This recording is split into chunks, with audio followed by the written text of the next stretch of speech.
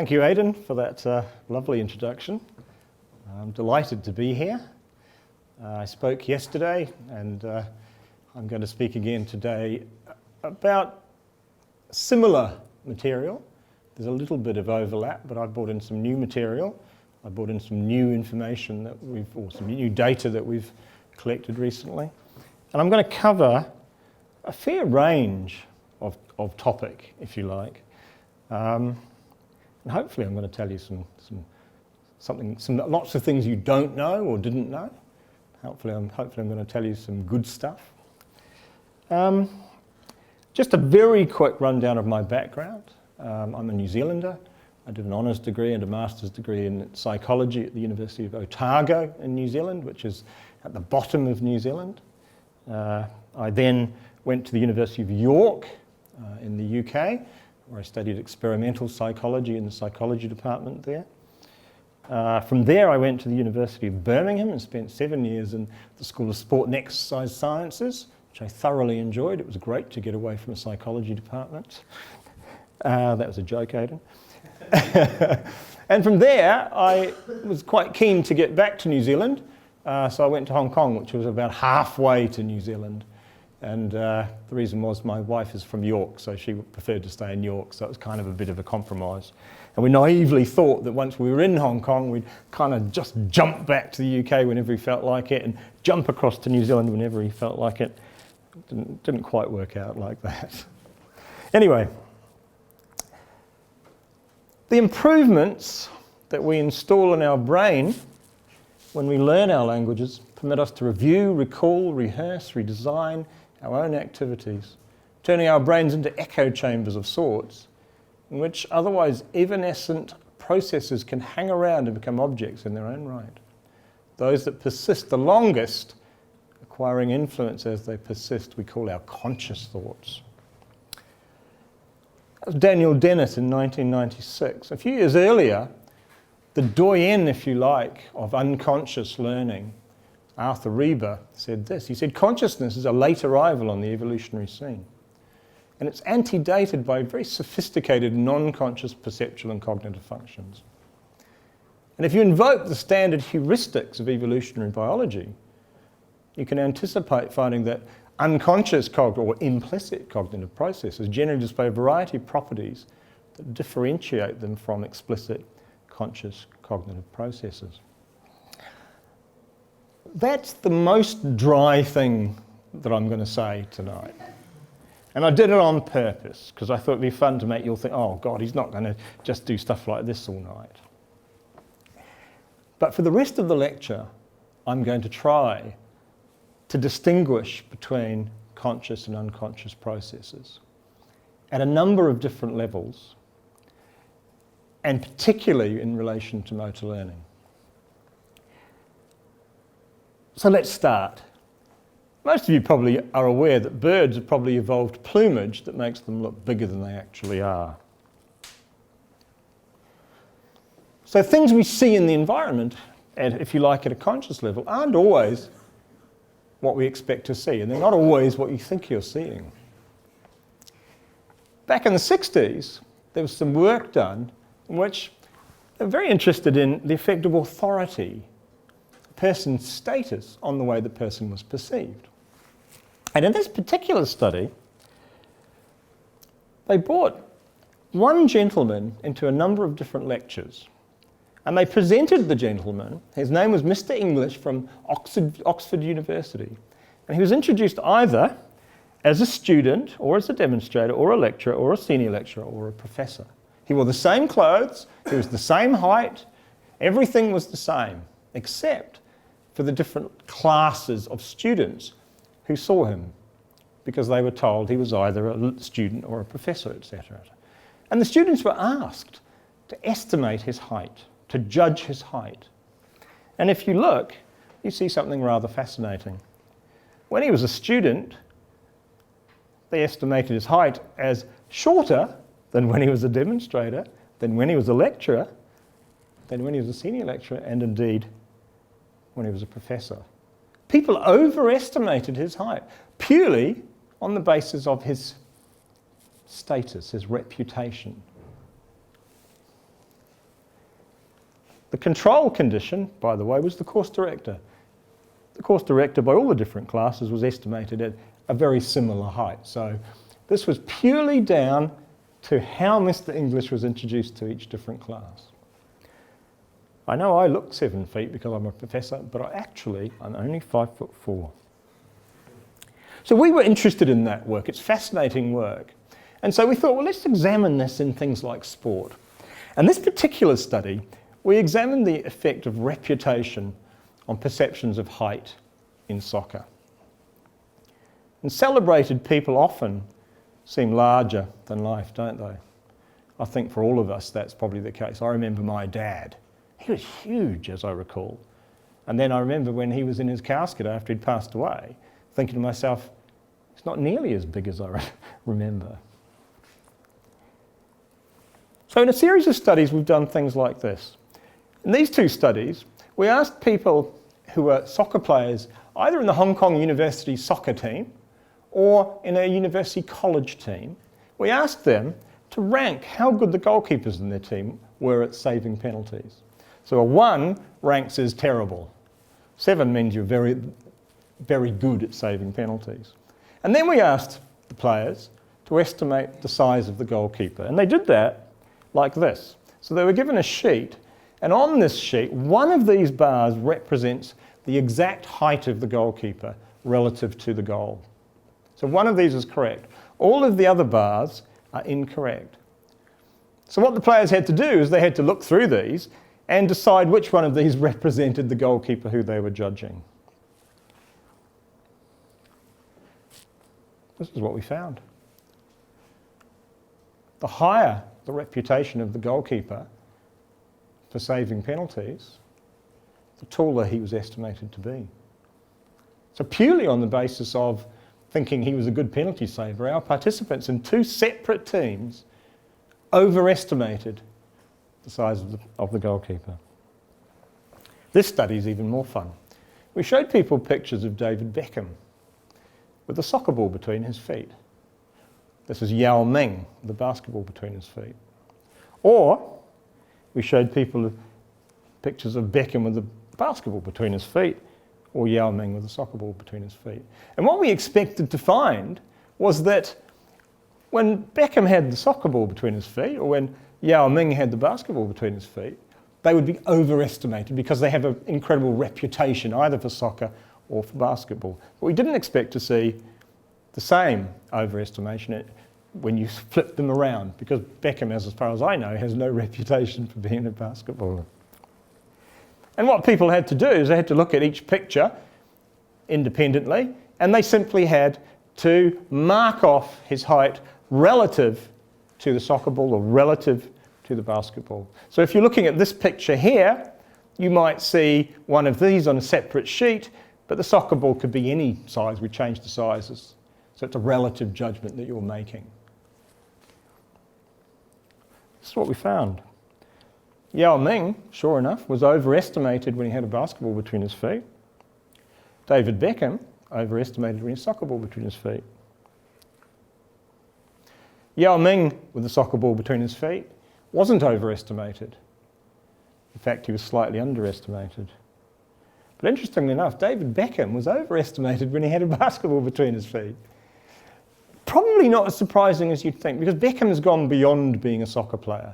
I mean, he's now a global icon, and he's renowned as a celebrity, if you like. So probably his reputation goes beyond soccer. And I've got plans to run the study again with Beckham in maybe 10 years. So in 10 years, he's going to be in his mid to late 40s. You know, he's probably lost his hair. He's no longer strikingly good looking. People will probably have forgotten him. So when we run this study again, I'm predicting that we won't find that he's overestimated. In other words, his reputation will have dropped. Reputations can be manipulated.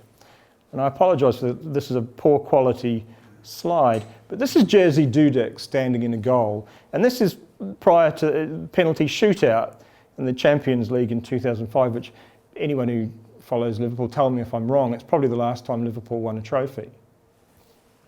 Maybe they'll win one this year. So what we did with this particular study is we asked people to come into the lab. They saw this thrown up on the screen a little bit like this, and then they were presented with a sheet like this. It didn't have a tick on it. And they were told, look at the picture on the screen and tell us which one of these slides represents Jerzy Dudek standing in the goal. Pretty easy. And these participants were Hong Kong students. So none of them knew anything about Jerzy Dudek. So it happened a few years ago. We ran the study about 2 or 3 years ago. So they didn't know who he was. He didn't have a reputation for them, if you like. So when they did the estimates, they were pretty accurate. So there wasn't a lot of overestimation going on. But then what we did is we showed them video. So here is video of Jerzy Dudek making 4 saves. That's all, just 4 saves. Takes a little bit to come up. Here we go.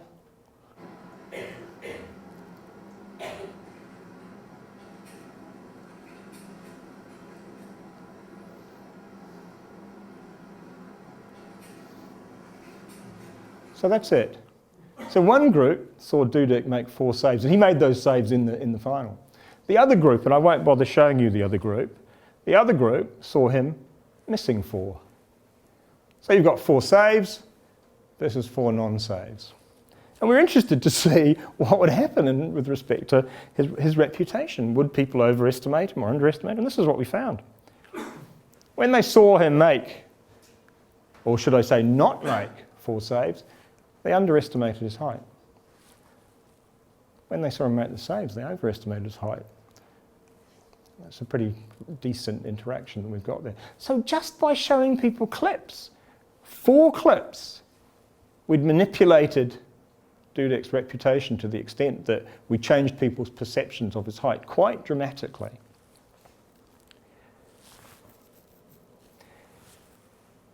Other things, however, influence reputations. In 1905, Chelsea, who played last night, by the way, a marvellous draw, paid £50 to sign this guy, William Fatty Fuchs, as their last line of defence, as their goalkeeper. And for good reason. He was 1.93 metres tall and he weighed 127 kilograms.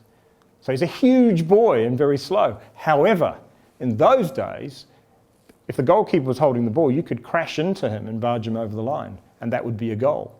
So there was a huge benefit in having a huge goalkeeper because it was harder to drive him back over the line. £50 was a huge amount of money. Probably the equivalent of £36 million now. So Chelsea, in a sense, by paying a lot of money for Fatty Fuchs, potentially influenced his reputation. And in so doing, people probably perceived him as bigger than he actually was. Chelsea was smart back then, and even today I think they're smart. This is Fatty Fuchs. Big boy, wasn't he? And you can, I trawled through the archives to find this, so you can tell it's not doctored. This is how Chelsea was smart, though. Chelsea stood 2 little boys on either side of him during games to make him seem even bigger. And one of them's in the picture. Isn't that great? There he is. So this is a famous story that Chelsea specifically tried to influence people's perceptions of his size, because to be big as a goalkeeper is generally regarded as actually psychologically influential as well. Because if you're big, people are, in a sense, afraid of you, that they can't get the ball past you. There's another little nice sideline to this. Fatty Fuchs was so slow that whenever the ball was shot at the goal and it ran past the goal, the little ball boys used to run and get the ball for him. Thus we ended up with the term ball boys. That's where it came from. So we owe a lot to Fatty Fuchs and Chelsea, I would say. But is it actually the case that you need to be big as a goalkeeper? Most people in this room, certainly most footballers, managers, want a goalkeeper to look big. And goalkeepers try to look big, don't they? They throw themselves around and they spread their arms and so on. And we were very interested in this. So there's an illusion known as the Muller-Lyer illusion. That's a Muller-Lyer illusion. Which line looks longer, the top one or the bottom one? Yeah, well, thank you very much. You're quite right, they're the same. But people who don't know the illusion usually would say the top one. And if you're actually doing work like this, you can bypass the people who know by actually manipulating the length of the line. So sometimes the lines are the same, sometimes they're not. So people who think they're smart and they know the illusion get caught out. This is the amputated Muller-Lyer illusion. Same effect. The left one usually is perceived as slightly longer than the right one, but it's not. So I'm a goalkeeper and I stand like that. I've just created an amputated Muller-Lyer illusion. If I stand like that, I've created the opposite effect. So the question we asked in the first study was, by standing like that, do we actually make ourselves get misperceived as taller than we are relative to standing like that? So it was a very simple study that we carried out. This is the first author, John van der Kamp. So he dressed himself up like that as a goalkeeper, and we photoshopped this so that he's exactly the same height in all four of these. In actual fact, if I go like that, I stretch my exoskeleton slightly and become slightly taller. So this is shopped so that he's exactly the same height. And then we simply presented pictures in a booklet, lots of pictures, all different sizes, but him taking up these postures. We presented that to people. We asked them to look at the booklet and simply to mark how tall he was in each picture, the exact height. They weren't allowed to line it up or anything like that. The booklets were separate. And they weren't allowed to use a ruler either. So it's a very simple study. This is what we found. People overestimated his height significantly when he stood like that. And they underestimated his height significantly when he stood like that and like that. So the illusion had an effect on people's perceptions of the goalkeeper when he took up these positions. And in actual fact, if you extrapolate, a 9 centimetre difference, which is dramatic. What's 9 centimetres? Is that 9 centimetres? So it's quite a lot. A big misperception, if you like. But the story doesn't end there. In study 2, we asked people to score goals against him when he was stood with these postures. And something very interesting happened. When he stood in a posture like that, people kicked further away from him. So being big caused people to kick further away from him. Guess what happened when he stood like that and made himself look smaller? People kicked closer to him. So you tell me, should a goalkeeper look big or should a goalkeeper look small? I'd say small. Easy to make a save if someone kicks the ball closer to me. So simple science. I have no idea what that tells you.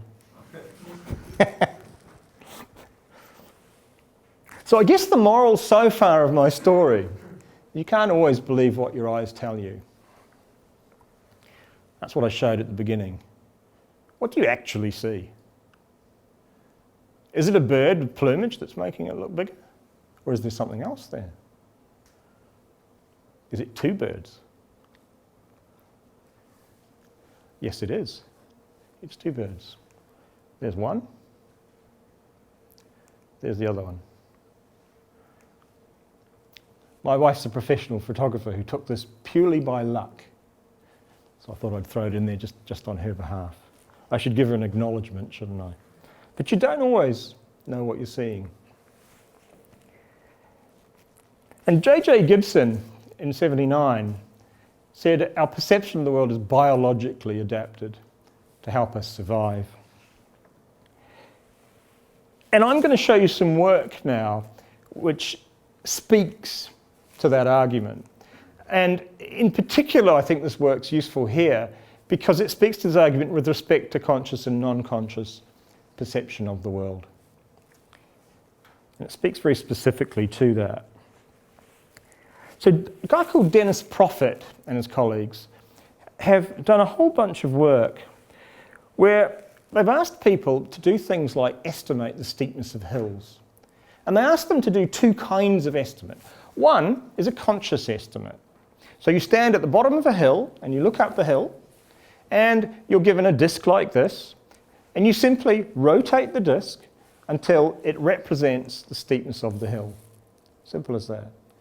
And that is classified as a conscious judgment, because you look very carefully at the disc and you rotate it and you look at the hill until you're confident that you're showing what the steepness of the hill is. In the other condition, it's, if you like, a low conscious decision that is made. In that condition, people look at the top of the hill and they rotate a palm board. And they don't look at their hand, they look at the hill. They're not allowed to see their hand.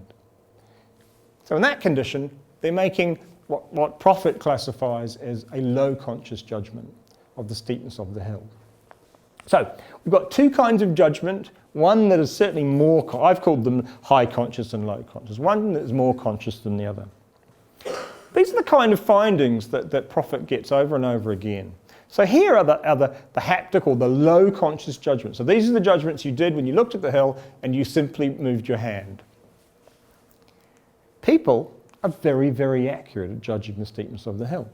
So in that whole range of steepnesses, even up to very high steepnesses, people are very accurate. Non-conscious judgments, or implicit judgments if you like. But look at the conscious judgments. Consistently, people overestimate the steepness of the hill. Their conscious judgments are wrong. Very wrong, in fact. And that, in a sense, delineates a powerful difference, as far as I'm concerned, between conscious and unconscious in human performance. And Prof argues that conscious perceptual exaggeration of things like steep hills increases their apparent threat, and thereby promotes caution and the adaptive advantages of caution. In other words, if I consciously perceive a hill as very steep, or as more steep than it is, I'm less likely to climb that hill. And in many respects, that's adaptive because it protects my possibly limited energy resources, for example. It stops me taking undue risks. If I overestimate the steepness from a ha-ha, so my apologies, I'll explain that in a second. If I look down from something and overestimate how far down it is, I'm less likely to jump and to risk breaking a leg, which in survival terms, of course, if you go back far enough, was a big problem for my survival. The reason I said ha-ha to Aidan is I'm staying at the Radisson Hotel, and yesterday we were discussing the fact that the garden is tiered. And at the end of the garden, there is a drop-off, which is a stone drop-off. And I was saying to Aidan, I was saying to him, that drop-off, I'm sure there's a name for that. I can't remember what it was. I'll probably wake up in the middle of the night and I'll know the answer. So I didn't know that I was suddenly going to think what the answer was in the middle of giving a lecture, so I apologise for that. The Prophet work's very interesting for other reasons. The Prophet also finds that if your resources are reduced, your capability is reduced, your action capabilities are limited, there's some very interesting things that happen. So here is before a run. So here's the unconscious judgments of a 5-degree hill, so slightly overestimated but pretty accurate. And here are conscious judgments. The visual judgment is what I showed you before, the turning of the disc. The verbal judgment is literally asking people what the angle is. So, which is a pretty conscious judgment. So in these cases, people overestimate, as has been shown previously. In these cases, far less overestimation. But look what happens when people become fatigued. They overestimate the hill even more. So if they're sent out for a run, or they're carrying a backpack, or they're in some way they've been fatigued, you consistently get this finding, that the conscious estimates get worse. And that makes sense, because of course your ability to climb the hill is even less than it was before. So it's even riskier, if you like, to take on the hill. But look what happens to the unconscious judgments. Absolutely nothing. Our unconscious judgments, despite being fatigued, remain robust. We remain very good at that level of making these kind of judgments. And it's not only physical fatigue that has this effect. Stefanucci and Prof ran a lovely study where people were asked to estimate the steepness of a hill when they were looking down. And they manipulated fear, so they manipulated the psychological aspect. And they did that by asking people to stand on a box when they made the judgments, or asking them to stand on a skateboard. And a skateboard is a relatively wobbly thing, and certainly I find it to be. But the skateboard and the box were identical heights. So they raised people's sense of fear when they were standing on the skateboard. It might suddenly roll down the hill. Here are the estimates on the box. So the same principle again, the unconscious estimates are more accurate than the conscious estimates. But look what fear did. Fear caused an increase in the estimates, the conscious estimates, and doesn't look like one for the non-conscious estimates. Significant increase, no change. So fear also has this powerful effect on conscious as opposed to non-conscious judgments. And we've tried to take this work a step further, if you like. So in this particular study, which is currently under review, we examined the judgment of stares by elderly people. And the findings are quite interesting. And of course, there are also powerful applications here as well. So if you misjudge stairs when you're looking down them, possibly you're more likely to fall. So it's interesting work. So we asked, do elderly people judge stairs as steeper than they are, especially if they've previously had a fall? Because if you've previously had a fall, you have high or low fall efficacy. In other words, you have high fear. So you're more afraid when you stand at the top of the stairs. And what we found on a set of stairs that was 27 degrees was that when people made haptic judgments with the hand, there was a tendency to overestimate, and elder fallers did overestimate slightly more than non-fallers, but it wasn't a significant effect. But when we asked them to make the conscious judgments, so here, verbal report of the angle or the visual matching, they significantly overestimated, and the elderly fallers overestimated more than the non-fallers.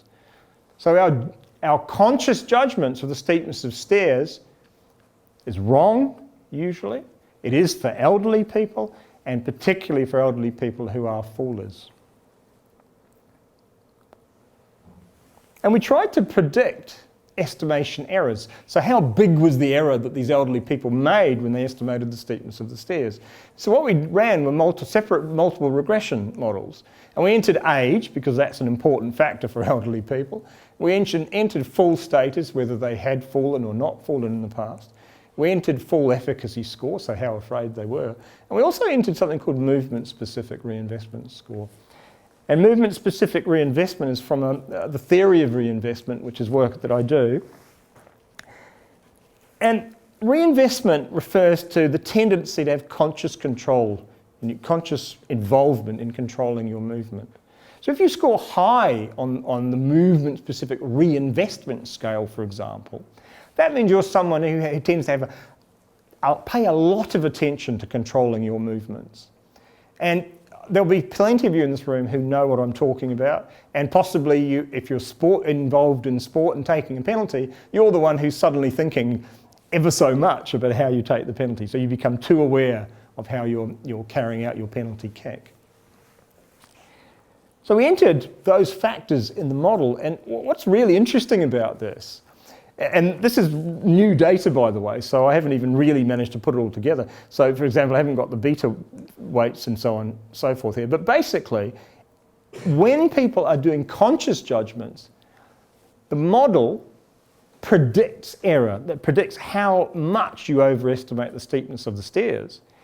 And the only significant predictor is conscious control, so reinvestment. So when you're making conscious judgments, if you're someone who tends to be a highly conscious person, your errors are much, much bigger. So here,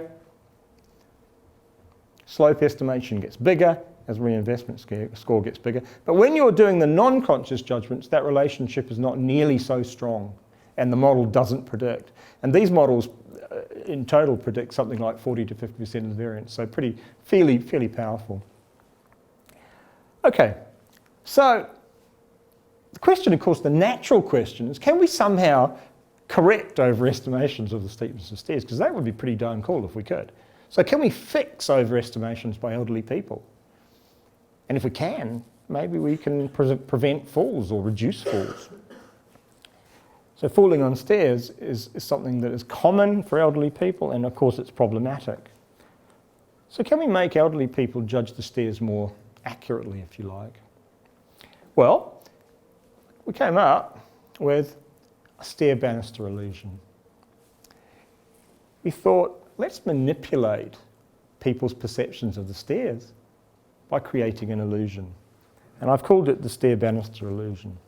I hope you like the title, by the way, A New Angle on Falling. I like that. This is the Poggendorf illusion.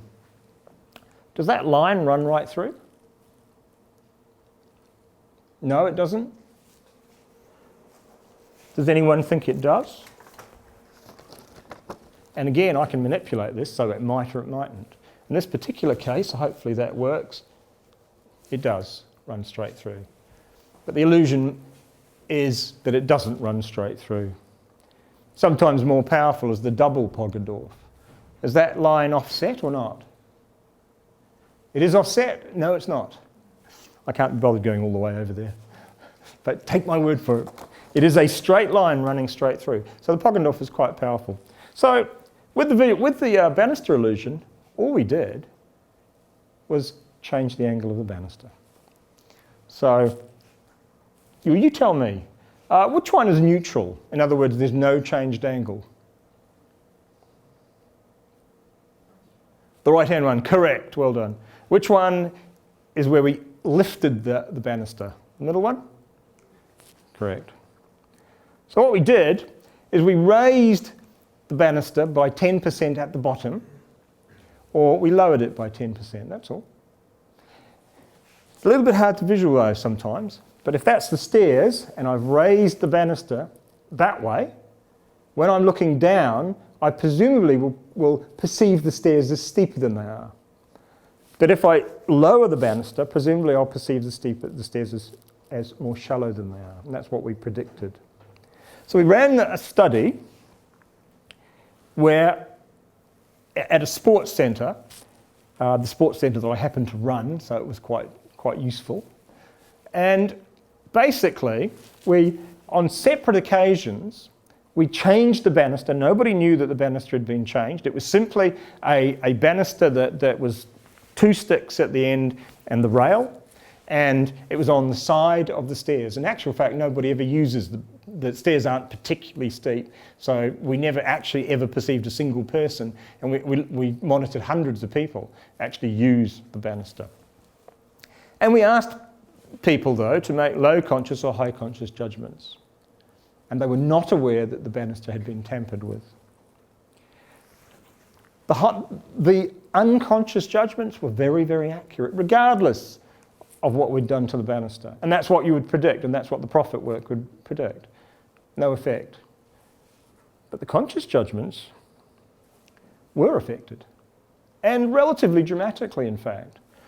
As you would expect, say for the neutral banister, the conscious judgments overestimated the steepness of the stairs. People perceived the stairs as steeper than they were. So when they manipulated the disc, they moved the angle so that the stairs were steeper. When the banister was lifted at the end, people overestimated. I mean, perfect world, this would have carried on up there. And what you'd have is when the banister angle went up, people overestimated even more. But sadly, it's not a perfect world. But it's nearly perfect because when we reversed that and we lowered the banister angle, we perceived it would make the stairs seem steep, more shallow. That's what we found. Suddenly, there was no overestimation. So simply, by lowering the banister angle by 10%, we'd actually appear to have corrected people's conscious perceptions of the steepness of the stairs, which is absolutely fascinating if you think about it, and really exciting to test further. But getting ethics to do it and to actually see whether people really do fall on the stairs is not quite so easy. So I've actually got a grant in at the moment to take this work further and to examine what happens in terms of actual gait behaviour when we manipulate perceptions of the stairs. But I thought it was nice data to show you today anyway. Let's move to a slightly certainly a related topic, but slightly different, and more relevant, if you like, to my specialist area, which is implicit motor learning. This is Victor Borger, the great and brilliant and funny Victor Borger, who sadly passed away, well, a few years ago.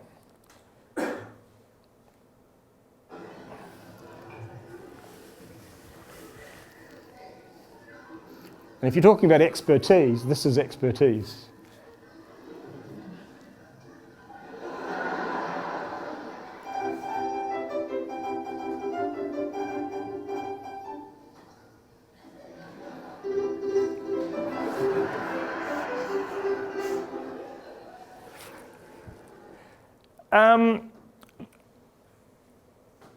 Why did I show you that? Not just because it's kind of vaguely funny and it's 6:30 at night and you're all a bit tired. Speaking to a guy called Vladimir Ashkenazy, who's a very famous conductor and pianist, and actually he's probably passed away by now, he famously said this: "Has it ever frightened you to play and watch your fingers moving and not know who it is that is making them move?" And in a sense, that's the ultimate in expertise. To be so skilled that consciousness has completely deserted your performance. In psychology, we'll talk about things like automaticity. And automaticity is where your skills have become proceduralized to the extent that they don't require attention. And so this is a reflection, if you like, of complete and utter automaticity, to the point at which you're unable to even recognize what is controlling your fingers.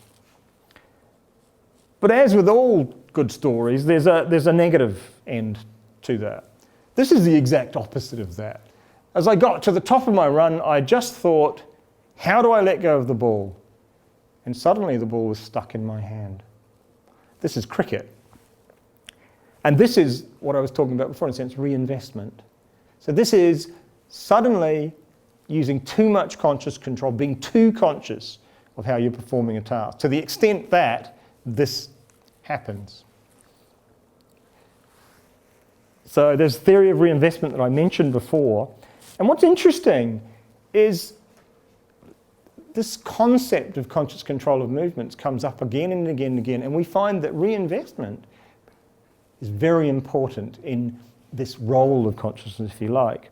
So for example, in people with stroke, you find that reinvestment is higher in people with stroke, dramatically higher in people with stroke compared to age-matched controls. People with Parkinson disease, what you find people with Parkinson disease, the longer they've had the disease, the higher they score on our reinvestment scale.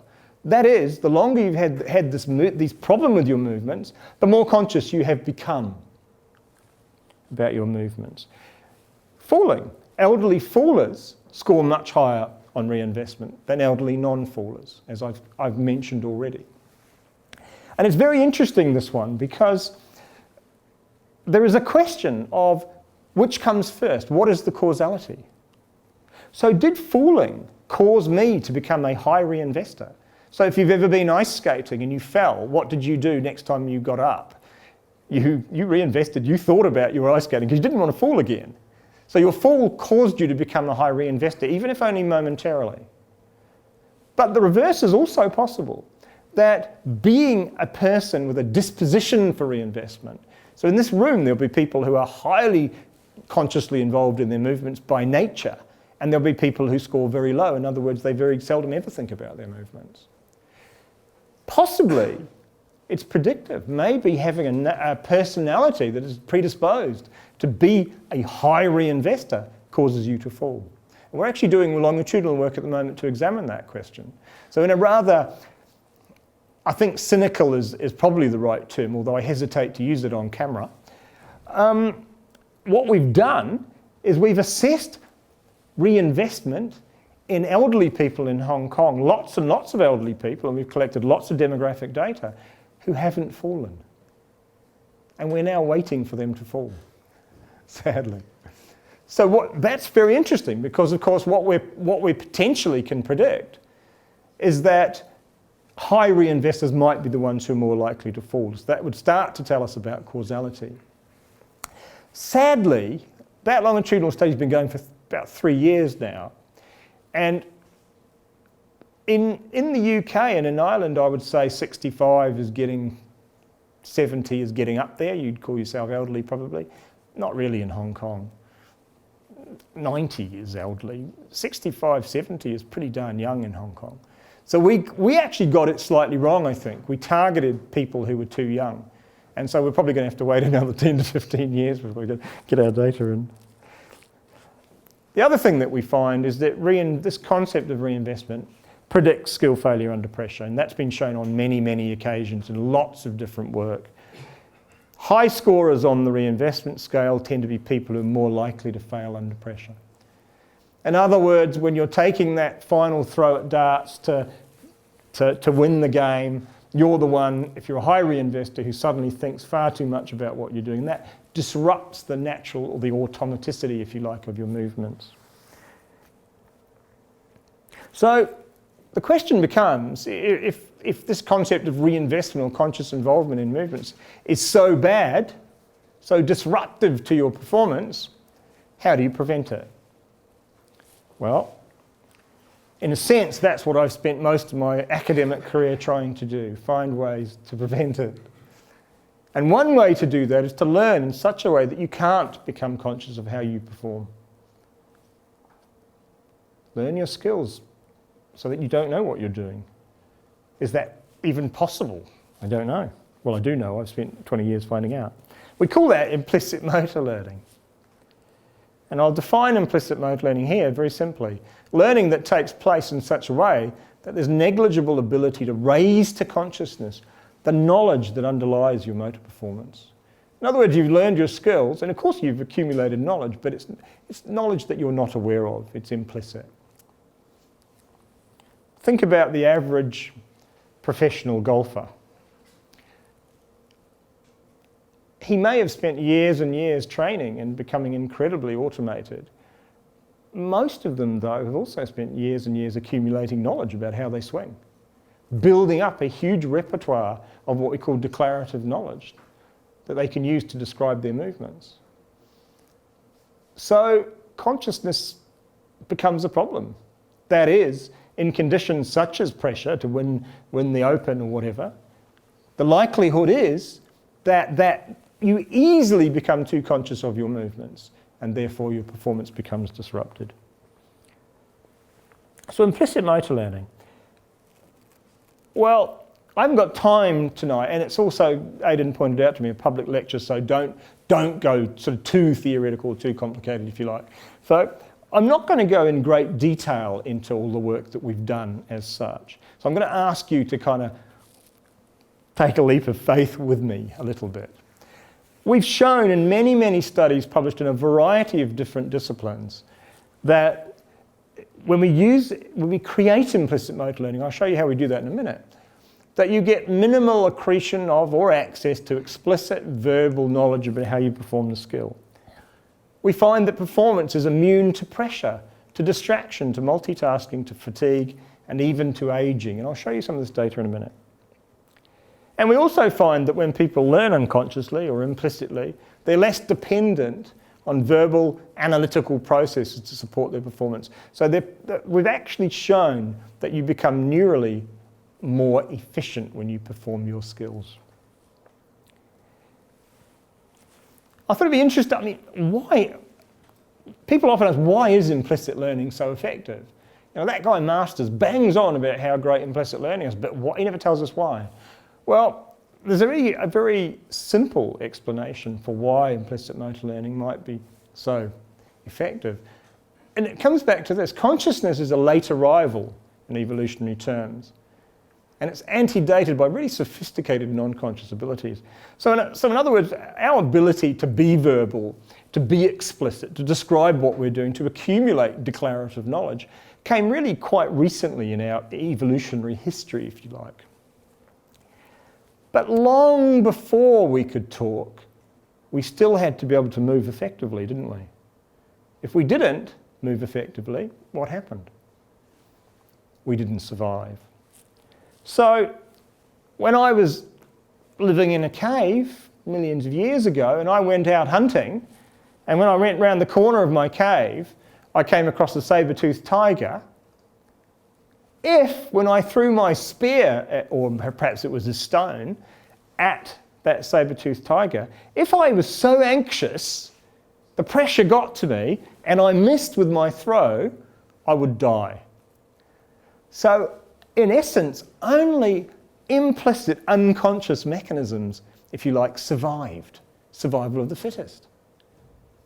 So any implicit functions that didn't work died out. Of course, then our consciousness came along, if you like. We evolved into beings that could use working memory, that could verbalize things. And suddenly the necessity for these mechanisms was no longer so important. So we no longer threw stones, we had guns with sights on them. Or we built fences to keep saber-toothed tigers out. But somewhere in the brain there are vestigial mechanisms, if you like, that can still be used if we can only tap into them. And that's what implicit motor learning tries to do. It tries to somehow tap into these vestigial mechanisms. So in 1992 I published this paper, which was the first really to look at implicit motor learning in this sense. And I speculated that it may be possible to evoke these evolutionary old attributes in motor learning. And what I did in that study was I used a secondary task when people were learning. So they were learning to do golf putting, and all of the time that they were learning, they were asked to do another task at the same time. Dual tasking, it's sometimes called. And the thing is, it's really hard to do. And certainly to do two tasks of that nature at the same time. And what I hoped would happen was that by doing the secondary task, and we use lots of different secondary tasks, sometimes counting backwards. You might ask someone to count backwards in sevens from 1,922 while they're learning to do golf putting. And it's a really hard thing to do. But what we found was when we asked these people to do this, they did learn. Their motor performance improved. But when you asked them what they were doing, they had no idea, because they'd been so busy doing the counting backwards. And what we also found is that when we put them under psychological pressure, they stood up to the pressure. They actually didn't break down. And we assumed that was because they'd learned in this unconscious fashion, and they couldn't, if you like, reinvest. They couldn't go back to conscious knowledge to control their performance. So that study's been cited many, many times, and it was the beginning of something, if you like. And since then, we've developed lots of other paradigms for doing this concept of implicit motor learning. And I thought I'd just quickly, if you like, talk you through some of them. So one of the techniques we've used is errorless learning. And errorless learning is very simple. In errorless learning, you learn a task, but it's designed in such a way that you don't make mistakes. And that has a very interesting effect on the way people learn. Because the moment you're carrying out a task and you're not making mistakes, the nature of your learning changes. You suddenly are no longer nearly so conscious when you're learning. And why would you be? You're already really good at the task. So if I brought half of the room in here and I asked you to start learning to do golf putting, but you only had to putt the ball that far into the hole, you'd just do it. You'd sort of be all cool and in it goes, and then you do another one, in it goes. And then I might move you to a little bit further away, and you'd carry on, not making any mistakes, and then I'd move you to a little bit further and a little bit further. But these people on this side of the room, I might start you way across there, long way away. And of course, you'll be making lots of mistakes. And that changes the nature of your learning. You suddenly become very conscious. You test hypotheses, you work things out. The nature of the cognitive processes changes. And so we found that this is one mechanism by which you can create implicit motor learning. And we published lots and lots of papers. Here's an interesting paper. And this particularly relates to the evolutionary question. So if I went out around my cave and got attacked by a saber-toothed tiger and became so anxious that I missed, I would probably have died. But it's also the case that if I'd got out of my cave but I hadn't gone hunting, I'd gone out, well, maybe I had gone hunting, but I'd been out all day and I hadn't eaten, I hadn't caught anything, and I was very, very tired when I got back to my cave. What now happens? I'm extremely fatigued and I come across this saber-toothed tiger. The same principle holds. If I'm extremely fatigued and I can't throw accurately, the tiger will kill me. So in terms of survival, I had to, my implicit mechanisms had to also be able to cope with things like physiological fatigue. And so we tested that in this particular study using an errorless paradigm. So what we did is we got one group of people to learn to do rugby passing.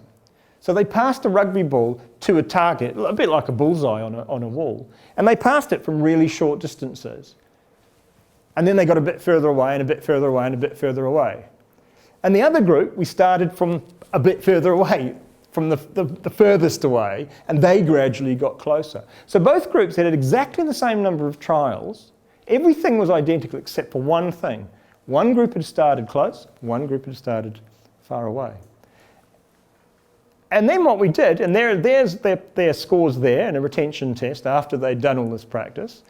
But what's really interesting about it is then we fatigued them. So we put them on a double Wingate test, for example. Does anyone know what a Wingate test is? That's where you're on a bike and you cycle against the load all out for 30 seconds.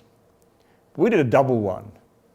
And a double Wingate means you have a few seconds rest, and then you do it again. And people fall off the bike and they throw up, and it's a very, very, very tough test.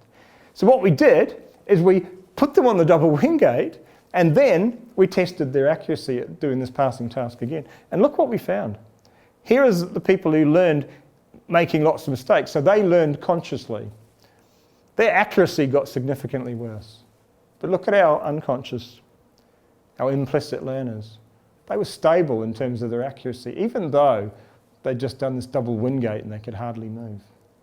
And we replicated that work so that it's not, you know, the first thing you think is, well, that's too good to be true. So you go and you do it again. This is interesting work as well. Here, we looked at errorless learning in golf putting. So people started close to the hole and got further away, or they started further away and got closer. And we're interested in the potential effects for elderly people. And here is people learning explicitly. Now, we know that elderly people tend to learn more slowly than non-elderly. And that's what you see. So here you've got older people who are making lots of errors when they're learning. They perform less accurately than younger people. But that's in the conscious learning, the explicit learning.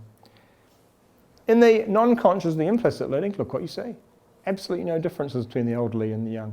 So the elderly learn just as effectively when we can evoke these vestigial processes, these unconscious implicit processes. Another technique we've used is analogy learning.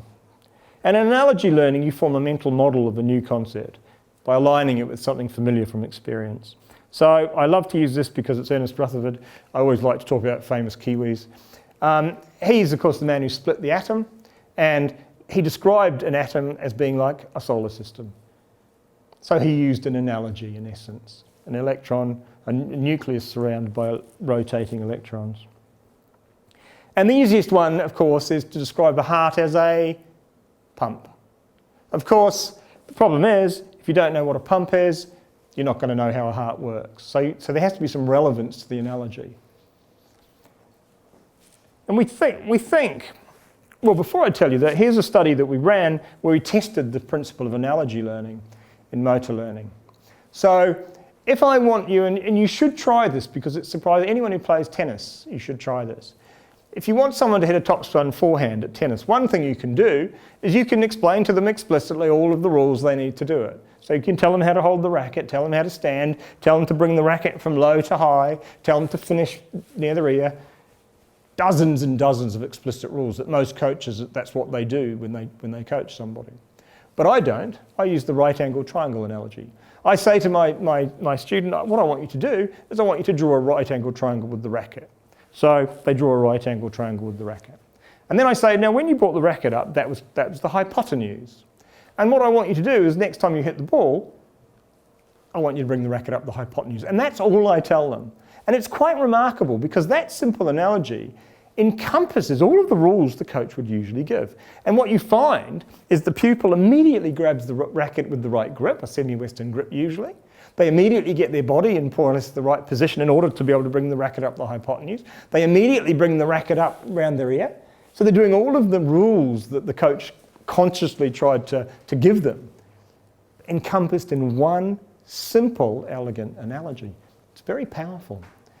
In essence, they've learned implicitly. And we've shown with data that when you learn like this, you're more stable when you're under psychological pressure, for example. So, pretty nice. And we think it works on this basis. And some of you in the room will have seen this before. There are 9 items here, 9 individual items that I want you to memorize, but don't write them down because that's cheating. So we've got F, B, I and C. We've got I, we've got AK, and we've got GB. So that's the maximum, pretty much, of working memory. So you're right at 7 plus or minus 2, although there are arguments now that it's not 7 plus or minus 2, but it's roughly 9 is the maximum that people can hold in without rehearsal. Most of you won't be able to cite those 9 items. In essence, that's a bit like the coach giving all the rules.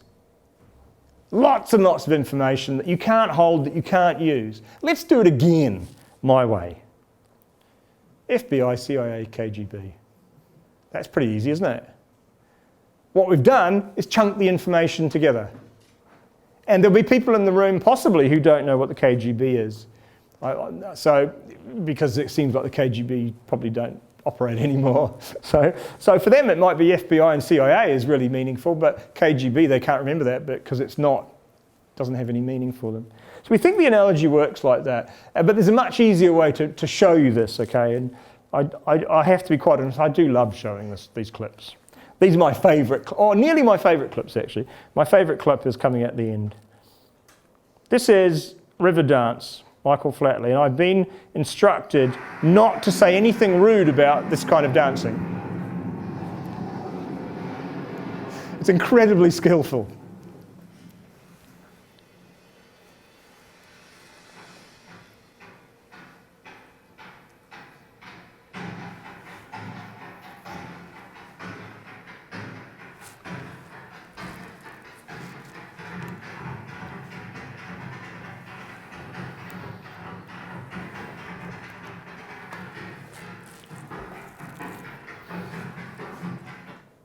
Okay, so you saw that. Now this is Lee Mack, live at the Apollo. That's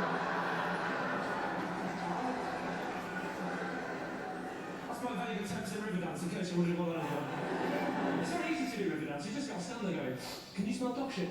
Can you smell dog? Who's smelling dog shit? Is it me? What's happening? There's analogy learning. It's that simple.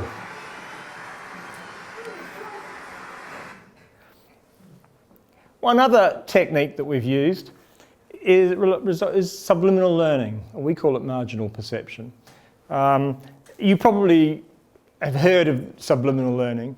The easiest way to describe subliminal learning for you is to cite this paper by Cheeseman and Miracle. So what they did is they showed people one of these 4 color words on a monitor. So let's say orange. So they showed orange and then they masked it. And they masked it really slowly. And then they said, what was the word? And people said, oh, it was orange. But gradually they masked it faster and faster. Until they got to a point where they masked the word so fast that people said, I didn't see that. Can you do it again? I didn't see it, it was too quick. And Cheeseman and Miracle said, no, we're not going to do it again, but tell us what the word was. And people said, well, I don't know, I didn't see it. And they said, well, tell us anyway. And finally they would convince people to guess. Now, if people were guessing, they'd have a 1 in 4 chance of being accurate. There's only 4 colour words there. But they found that people were actually surprisingly accurate, even though they thought they were guessing. So the information had been presented to them so quickly at what we call the subjective threshold that people thought they hadn't seen the information. But the information had been registered and influenced their behaviour. It's just that they didn't realise it. And of course that goes on in life all the time. We're receiving information all the time that we're not aware of, but it influences our behaviour. So that's subliminal learning, and you probably know it in terms of famously in the 60s and early 70s, where people like Coca-Cola used to flash at the movies, a picture of Coca-Cola on the screen incredibly quickly. And you didn't know it was there, but you suddenly were quite thirsty for Coca-Cola. I think it's banned now, you're not allowed to do that kind of stuff, only in experiments. So we've done work using that principle, and we've used what's called a tachistoscope. And I'm not going to go into vast detail about this work, but basically what we've done is we've put people in a situation where they say are aiming at a target, but they can't see the target. And then we present information to these people about where the target is or where their shot went relative to the target. And we present it to people subliminally. They don't even know they're getting the information. And if we say to them, well, when you just hit that ball at the target, where did it go? People will say, I've got no idea because there's a curtain and I can't see the target. But we've actually presented the information about where the ball went relative to the target incredibly quickly. And even though people think they didn't see where their ball went relative to the target, over lots of trials we find they learn. And they've got no idea they're learning. It's a remarkable phenomenon. They change their movements, they change their postures, they change their stances. But if you say to them, have you learned anything? They'll absolutely swear blind that they haven't learned anything. And then if you take the curtain away and say, well, hit this ball at that target, they're really, really good. And they're often really, really quite surprised as well. So they have learned unconsciously, or implicitly, if you like. And it's actually a very interesting phenomenon. And watch this. This is a concept that some of you might know. Right, just watch this picture for me. That's all I'm asking you to do. Nothing else, just this picture. So there's nothing going on in the picture. I hope you're just watching it. Did you see it? Let's do it again.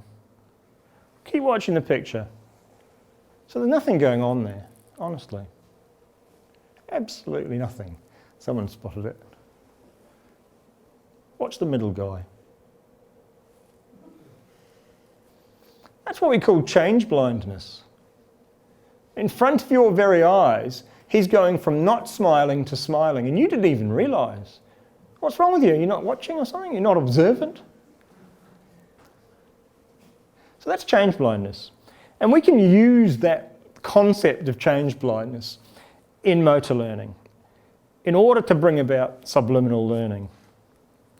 And the easiest way to explain it is to show you this, which is volleyball. So imagine that you're learning to spike at volleyball, but you're not getting high enough. A spike is where you jump over the net to hit the ball down. And the coach wants you to jump higher in order to improve your spike. So the coach's option is to tell you. That's what a coach will normally do. The coach will say, look, Rich, you're not getting, I know you're old and creaky, but you're not getting high enough. Come on, figure out how to get higher over that net so that you can spike better. So what will I do? I'll now try and do what the coach tells. I'll be very conscious. I'll test hypotheses. I'll think about it. I'll work out how to jump higher. But hopefully I've convinced you that that conscious approach isn't actually necessarily the most effective approach. So what else could the coach do? Well, the coach could raise the net. The coach could raise the net by 2 feet. That will make you jump higher. Maybe that's a good approach. The problem is I'll see the net's higher and I'll work out how to get higher in order to spike over it. So in other words, I'll become very conscious about figuring out how to jump high enough. But what happens if the coach raises the net by a small amount, a marginal amount that I don't even notice? So for 3 weeks I go to coaching and nothing's changed apparently. Well, except for the fact that I'm getting slightly higher to make my spikes. And then 3 weeks later, the coach raises it even more. And we carry on like that until the coach has raised the net by this amount. Eventually I will notice that the net has been raised. But by the time I notice, I will have adapted my movements in order to get high enough over the net to spike. And I will have done it without even realising. So I will, in a sense, have learned implicitly. So there's a very nice way of presenting subliminal learning at a very applied level. Taking our science, if you like, where we use tachistoscopes and equipment, and taking it out there to the field. And this is my last slide, and I thought this is a nice way to finish. So this is David Blaine. Just watch, and if you like, do what he says. Look, I have a deck of cards. What I want you to do is from in this deck, I want you to try to see one card, not this one, but look closely, try to see one inside. Did you get one? Here, I'll do it again. I'm not going to go too quick. Try to see a card inside if you can. Did you see one? You think you did? Don't say it, just hold it in your mind. I know this is not it, but visualize your card right here. How many of you picked the Queen of Spades? Did anyone pick anything else? A king by any chance? A heart? Someone picked the king? I like this clip very, very much. It is actually magic. This is not a trick. This is true magic as far as I'm concerned. You want to know how he does it, and I've actually just told you how he does it. He presents information to you at your subjective threshold. He presents the information to you at a threshold where you receive the information, but you don't know you received the information. And if you were asked, you'd say you were guessing. So he does it by flicking through the cards, showing all of the cards so quickly that you don't see them. We call that the objective threshold, except for one. One he shows fractionally longer at your subjective threshold. Everybody has a different subjective threshold, so for some of you it won't have worked, but for others it will have worked. It's a very easy trick. I can actually do it. I should have brought a set of cards and shown off. But basically he holds the cards like that and he flicks through them. And it's the last card that he shows longer, because in terms of dexterity, it's much easier to show the last card longer than the card in the middle of the pack. So let me show you again, and you watch. I have a deck of cards. What I want you to do is from in this deck, I want you to try to see one card, not this one, but look close. So here we go. See one inside. Not now, here it comes. Here, I'll do it again. So the last card we'll see longer. There. You see the Queen of Spades? You think you did? Don't So say it. you didn't realise that when I showed you the first time, Visualize your card right here. but the first time, a lot of you saw the Queen of Spades without realising that you'd saw the Queen of Spades. And then you thought that you randomly picked a card, but you didn't. He told you which card to pick. And if you notice it, the second last card is the King of Hearts. And so because it's simply very hard to control the card, so you only show the Queen of Spades. So for some people, the King of Hearts, they see it because that's shown at a slightly different amount of time, and that fits within their subjective threshold. So I thought that would be a nice way to finish off. So thank you very much for putting up with me for an hour and 10 minutes.